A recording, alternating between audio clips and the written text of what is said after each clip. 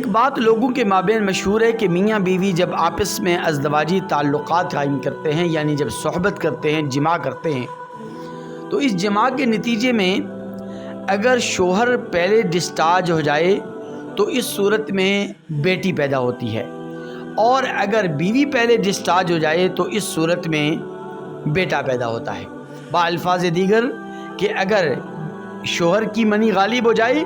تو اس صورت میں بیٹا پیدا ہوگا، اور اگر بیوی کی منی غالب ہو جائے تو اس صورت میں بیٹی پیدا ہوتی ہے۔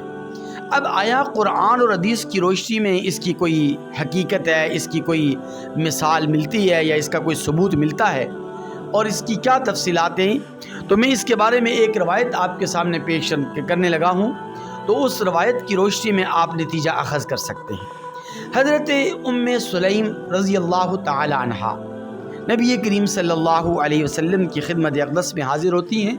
اور یہ متفق علیہ روایت ہے، اور ام سلمہ رضی اللہ تعالی عنہا جو ام المؤمنین ہیں وہ اس حدیث مبارکہ کی راوی ہیں۔ وہ ام سلیم آتی ہیں اور ام سلیم آتی ہیں اور آ کر عرض کرتی ہیں کہ یا رسول اللہ، کیا عورت کو بھی احتلام ہوتا ہے؟ نبی کریم صلی اللہ علیہ وسلم نے فرمایا کہ بالکل، جس طرح مرد کو احتلام ہوتا ہے تو اسی طرح عورت کو بھی احتلام ہوتا ہے۔ اس نے دوبارہ پوچھا، نبی کریم صلی اللہ علیہ وسلم نے دوبارہ جواب دے دیا۔ تیسری مرتبہ جب پوچھا تو نبی کریم صلی اللہ علیہ وسلم نے اسے فرمایا کہ تیری ماں تجھے گم کرے۔ یہ ایک عربی محاورہ ہوتا ہے جو ڈانٹ ڈپٹ کے لیے یا تنبیہ کرنے کے لیے استعمال ہوتا تھا۔ تو آقا علیہ الصلوۃ والسلام نے فرمایا کہ اگر عورت کو احتلام نہ ہو تو پھر بچہ اس کے مشابہ کیسے ہو؟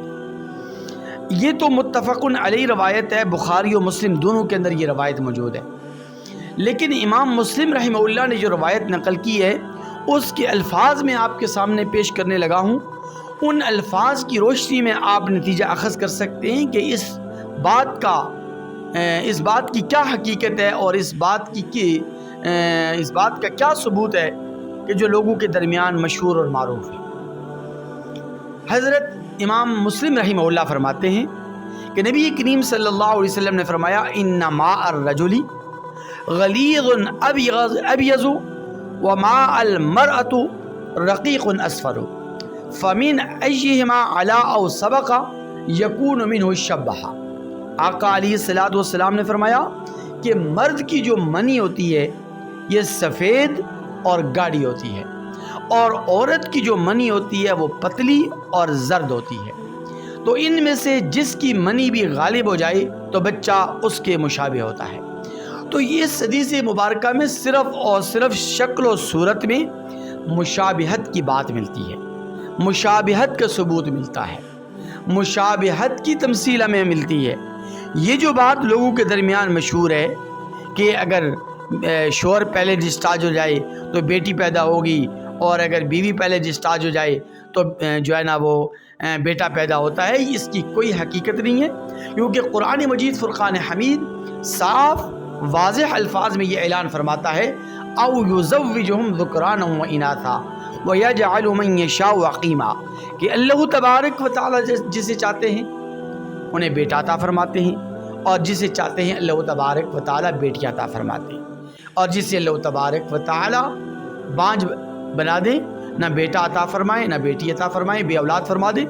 تو اللہ تبارک و تعالی کی ذات جاننے والی اور قادر ذات ہے۔ تو صرف اور صرف حدیث مبارکہ اور قرآن کی روشنی میں، قرآن اور حدیث کی روشنی میں ہمیں بچے کی مشابہت کا ثبوت تو ملتا ہے۔ مشابہت والی بات جو ہے اس کا تو حقیقت کے ساتھ تعلق ہے، لیکن باقی جو بات لوگوں کے درمیان مشہور ہے، ڈسچارج ہونے والی، پہلے ڈسچارج ہونے والی بعد میں ڈسچارج ہونے والی، تو اس کا حقیقت کے ساتھ کوئی تعلق نہیں ہے۔ ہمیں اللہ تبارک و تعالی اور نبی کریم صلی اللہ علیہ وسلم کی فرامین نبویہ کی روشنی میں ہر ایک مسئلہ اور ہر ایک دینی مسئلے کی ہمیں رہنمائی لینی چاہیے، اپنی طرف سے آرائیں اور اپنی عقل کے گھوڑے نہیں دوڑانے چاہیے۔